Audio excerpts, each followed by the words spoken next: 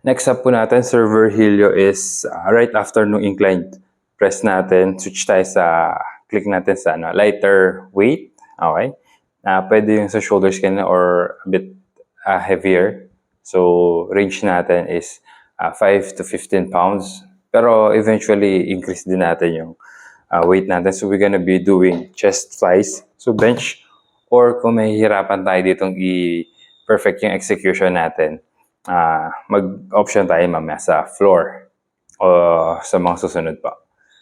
Pero yun, dito muna tayo sa bench para mas ma-maximize natin yung range of motion. So check yung kamay natin, nakaganyan, palms facing each other. Then imagine, hawak ko na si dumbbell. Alright, tapos open, and then close. Pero nakahiga tayo gagawin. So check, set lang natin yung elbows. Elbows po, hindi nakaganito. Ang ganyan siya. Lift yung elbows to twist natin. So, slide bend sa elbows, tapos open. Okay, so ayan yung gusto natin angle. Then yung kamay, nakatapat sa chest. So, pakita natin, higa na tayo. So, lightweight. Lightweight tayo dito. Then lie all the way down. Again, so check.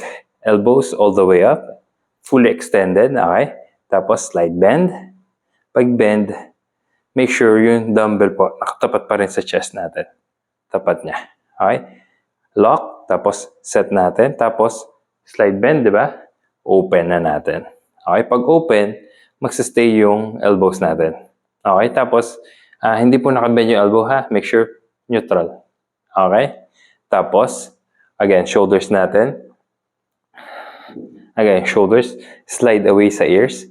Okay, pag slide natin yan, maglalak yung spine natin, magta-tighten. Tapos, mas contracted siya, mas steady yung base natin. Kasi magiging base natin pa dito is yung back natin. And then from that, open. Lock yung elbow na. Inhale. And then exhale, close. Alright? So, inhale down. Exhale, close. Check. Hindi po nagbe-bend yung elbow. Kung hindi nakalock siya. Tapos, elbows pointing out. Hands palms facing forward, each other. So, inhale, inhale, inhale, open. Pag open po, squeeze your shoulder blades together. And then keep your shoulders away from ears, lifting your chest up. Exhale, close.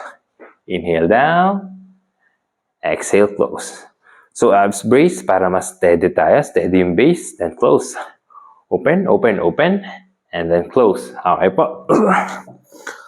Ay, pagtayo pala, sir. So, rest natin dito. Taas yung one knee. Then, tayo. Okay pa? Upo. Upo pala. So, yun. Gagamitin natin yung momentum ng legs. Tapos, we're gonna be doing that for 12 repetitions. 3 to 5 sets. Pero, again, first 2 weeks tayo. 3 sets muna tayo, Sir Virgilio. Tapos, yun. Kailangan natin dito is yung steady yung elbows natin. Okay? So, check. Kung makikita niyo angle niya, pag pinaka-upo tayo, open, then close. Hindi po nakaganyan.